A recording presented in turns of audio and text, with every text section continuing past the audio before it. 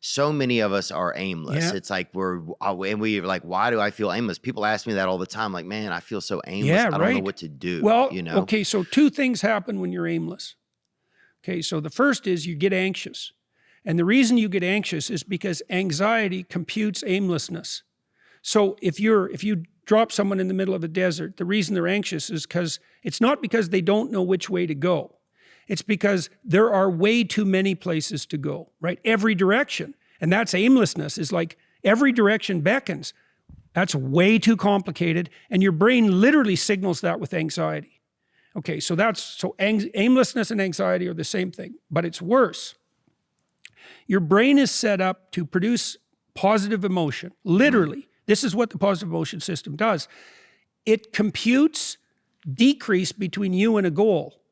So if you have a goal and you see that you've done something that moves you towards it, your brain produces a dopamine hit, and that makes you feel good, and it strengthens the neural circuits that moved you forward. It does both of those. That's reward and reinforcement. And what that means is, if you don't have a goal, you have no positive emotion. And when people say, you know, they're aimless, they're partly telling you that they're anxious, but they're also telling you that they have no positive emotion.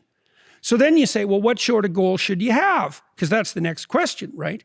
And the answer to that is, well, ask yourself. And this future authoring program that I set up, it helps you do that. It's like, okay, here's the deal. Here's the deal. Maybe this isn't true, but maybe it is. You can have what you want in 5 years. But there's two conditions. You have to know what it is, and you have to aim at it, okay?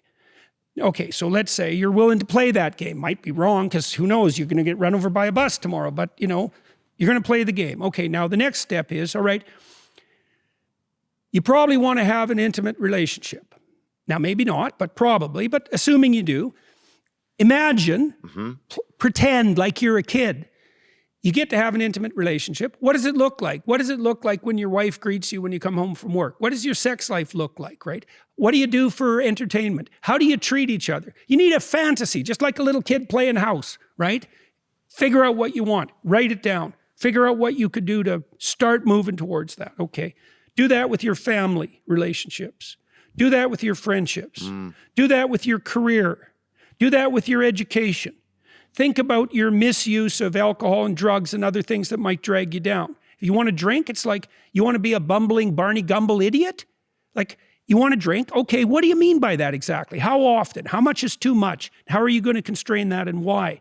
Develop a vision. And you have to do that in dialogue with yourself, right? It's like, if I could have what I wanted, what would satisfy me? And you might think, well, I could never get that. And I could say, well, maybe not, but I'll tell you one thing, man.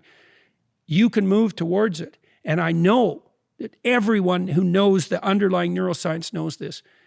Almost all the pleasure is in the moving toward. So even, you know, you don't want to set up a goal that's so high that there's just no possibility that a schlub like you could ever manage it. But God only knows what your upper limit is, you know. But if you set up a goal that you think is, you know, just on the edge of conceivability, then every time you move even a tiny bit towards that, you're going to think, good work, man, good work. You get a little kick from that. You get a little stronger from that. And that works like a charm. Real. Yeah, you bet. You bet. An end of aimlessness. The end of aimlessness. That's the desert in Exodus, hey? When the Egyptians leave the Pharaoh, they leave tyranny, right? And everybody thinks, oh my God, we're out of tyranny. Now it's freedom. Everything's great. That isn't what happens. They go into the desert. They're aimless. They're slaves.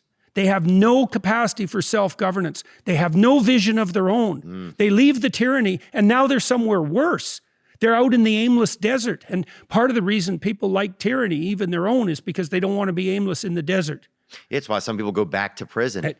Absolutely. Absolutely. It's why after the Soviet Union collapsed, it's why so much of the population was nostalgic for Stalin. You bet. It's also why Lot's right. There's a story of Lot's wife when Sodom and Gomorrah are destroyed. She looks back. God turns her into a pillar of salt, right? You don't look back. When you escape somewhere terrible, you don't look back and long to be there. But it means you have to develop a new vision. Right. If you don't develop a new vision, then part of you will look back just because you want to have some organization. Your brain wants to have organization. Some direction. Right. That's right. That's right. Here's another rule. This is a terrifying rule. If you don't provide yourself with direction, you will take direction from a tyrant. Right.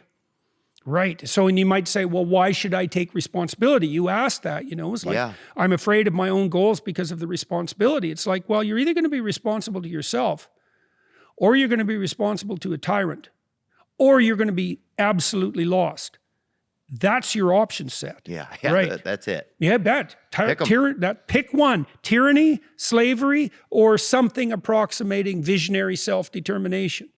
Hope you enjoyed that video, and you can watch another. And you can watch this one, you can watch this one. Different options, different choices. Some guy just brings you one option, not this guy. Two options. Watch one, this one or this one.